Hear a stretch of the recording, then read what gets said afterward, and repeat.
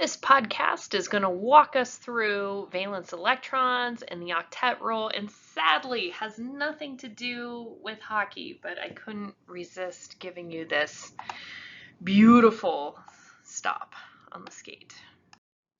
All right, so let's first start with talking about valence electrons. So valence electrons are the number of electrons in the outer shell. So think back to previously when we did our electron configurations and we said what was in the first energy level and second, the SP, D, and F blocks. So to determine that, and it wouldn't be a bad idea to label your periodic table, we look at the group number of the A block elements, and that tells us what the valence electrons are. So A block is working itself across, excluding the B block, which is your transition metals. So we have 1, 2, skip a few, 3, 4, 5, 6, 7, and 8. So 8 valence electrons is your maximum number of electrons. If you think about the S block, groups 1 and 2, and the P block, 3 through 8, that's 6 electrons and that's 2 electrons. The maximum you can get is 8. When you start to add in that D block, remember that's a lower energy level, so that's not the outer energy level. So all the fun stuff happens with those valence electrons. That's where your reactions are taking place. That's where compounds, both ionic compounds are transferring those outer electrons, covalent compounds are sharing those valence electrons. We can visualize those with electron dot structures. And bonding is going to be the joining of two atoms in a stable arrangement. This can be by gaining electrons or losing electrons, and those two are considered your ionic bonds, or by sharing electrons, which is your covalent bond. So we're not going to focus on covalent for this chapter. We are going to focus just on ionic. Would not hurt for us to have a quick overview, though, of those two bonds. So in an ionic bond, again, your key takeaway here is this is the full, ooh, I don't like that color. This is the transfer of electrons. So the metal gives up an electron to the non-metal. And what is special about the ionic bond is you are forming these charged elements. And it's actually those opposite charges that work like a magnet to pull those two atoms together. That's an electrostatic attraction. That's an ionic bond. It's incredibly strong.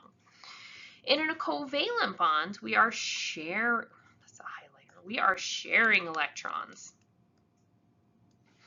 And so there's no transfer of electrons, but you have two nonmetals, or a nonmetal and a metalloid, and they are both agreeing to count that extra electron from the other element as one of their magic 8 for the octet rule. So they wind up being held together by this shared pair of electrons. So there's no transfer, which means there's no charges, because there isn't a transfer of electrons. So ionization energy helps us to explain the transfer of electrons. If you have a low ionization energy, like what we would see on the metal side of the periodic table, you are going to lose electrons because it's easy to take them from you. If you are on the non-metal side, you are going to gain electrons. It's not easy to take electrons from you. So this trend really explains why metals lose and why non-metals gain electrons. So the octet rule is a rule that elements follow. They want 8 electrons in the outer shell. They want to reach an octet in that outer shell. And for some elements, say if you have 7 electrons already there, it's easy just to gain an electron and you're at 8. And for other elements like our metals, they only have 1 in their outer shell. It's easier for them to give 1 away and drop to the previous noble gas stage or noble gas configuration. But really, it's all about what can I do to get to that magic number of 8? Am I going to lose, gain, or share electrons to reach a stable or noble gas configuration? Ions will form when elements try to reach an octet by gaining or losing electrons. So this is specific to ionic compounds, as we are forming ions or charged elements and particles. And again, we're only going to see this in ionic compounds, which are only between metals and nonmetals. As we said previously, ions are charged particles. So we can have positively charged particles. These elements have lost electrons. They have more protons now than electrons. We call them cations. And it is metals that are your cations. If you think about it, when we look at our charges, we have +1, +2, skip a few, +3, this is +2 or +4, -3, -2, -1, and no charge. So it's your metals that are willing to give up an electron. They have so few valence electrons, they give them up, they become cations. Anions are negatively charged ions. They're gaining electrons.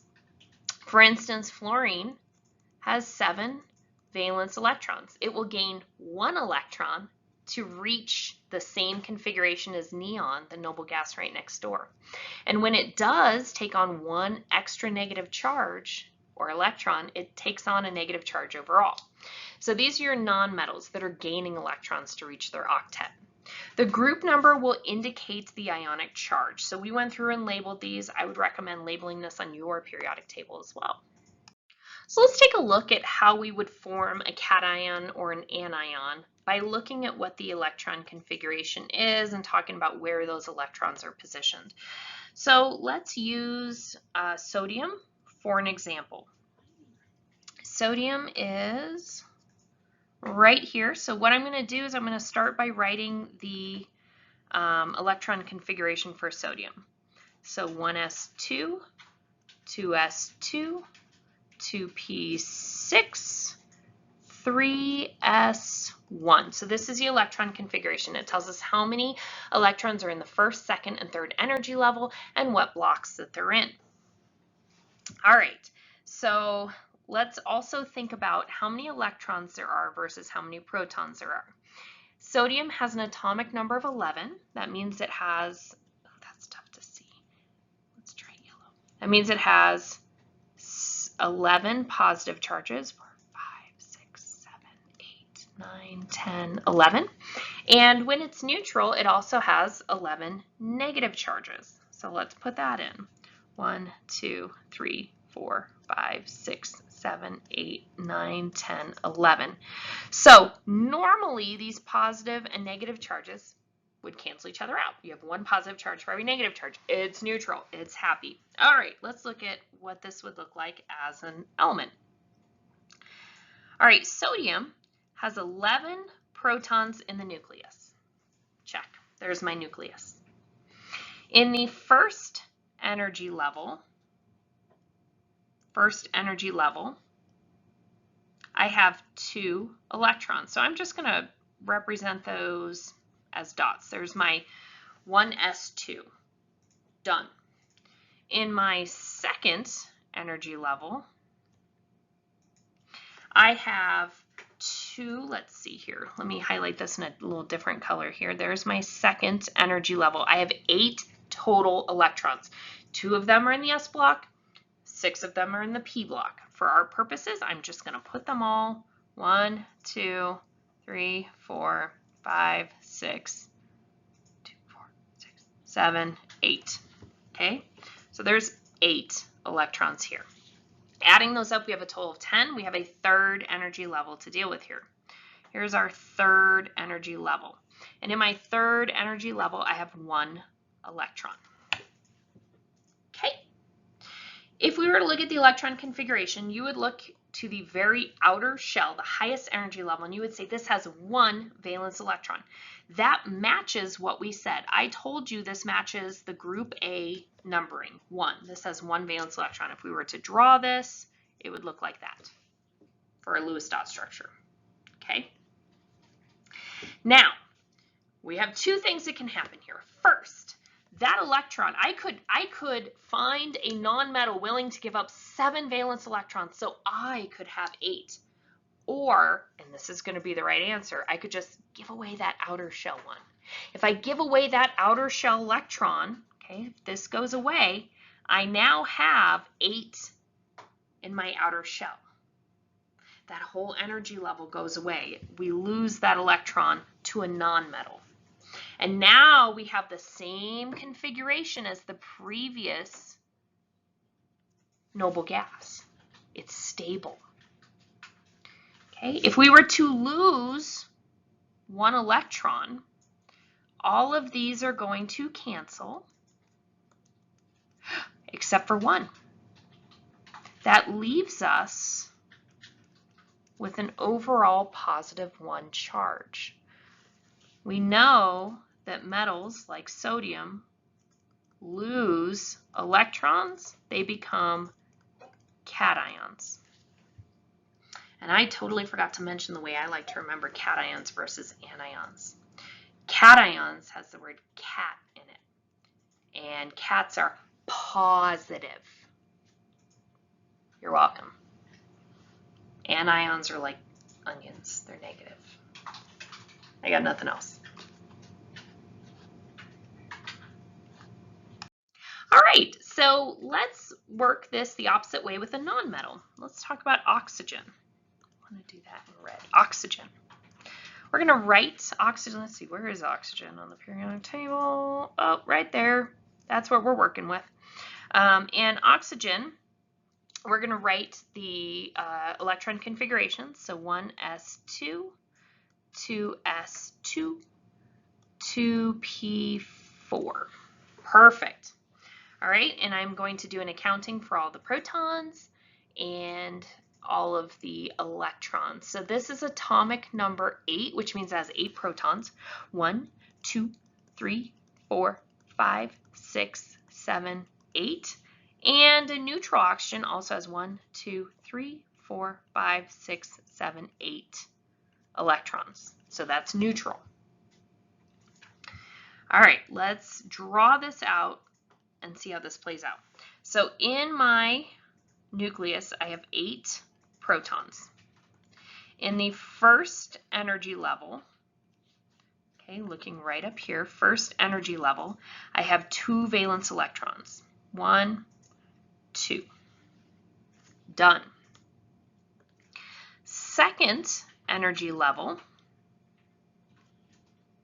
I have 6 altogether. 1, 2, 3, 4, 5, 6. Okay, so what this looks like is a Lewis dot structure, 2, 3, 4, 5, 6, is we have a spot for 2 more electrons before we get to our magic number of 8. Now, oxygen is further to the right and higher up on the periodic table, which means it has a higher ionization energy. It's going to take a lot of energy to remove an electron. And it's a nonmetal, which means it will gain electrons to get to that noble gas configuration. So what's going to happen instead is it's going to find a nonmetal to give it 2 more valence electrons. Okay, and when that happens, we change this to 6. And we are going to add 1, 2 more valence electrons to our total count. So these are all going to cancel, leaving us with a -2 charge. And thinking back to how you labeled your periodic table, we know that everything in the oxygen family has a 2- charge because it's only 2 electrons away from having a stable octet. They will all gain 2 electrons to get to a stable octet. All right, just want to highlight again that we have charges that should be labeled on your periodic table. These show some of the ionic states. We'll go through this in a later podcast. This should say right here, this should be +2 or +4. So these have varying charges for the carbon family. One thing to keep in mind, and I'm sure you've seen this a bajillion times, especially if you've taken chemistry before, is that elements by themselves have certain properties. So for example, this is a bad color to write in. This is sodium metal. Sodium metal is very reactive with water. It's very explosive. It's not something you want to have around. This is chlorine gas. Chlorine gas is toxic. It will kill you if you inhale it. These are 2 very dangerous things.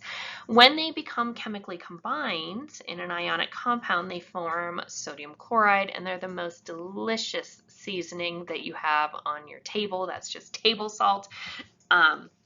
And the way they are able to form is exactly what we talked about. This one valence electron from sodium, the metal, is donated to chlorine. And when it loses an electron, sodium takes on a positive 1 charge. Oops. And when chlorine accepts that electron, it takes on a negative 1 charge. So that transfer electrons creates that positive and negative charge that's holding those two elements together, and you have a new compound with new physical properties. Arranged perfectly, if you were to look at the lattice structure, all your positive charges are touching negative charges. You would never have two positive charges touching or two negative charges touching. And it creates this beautiful crystalline structure.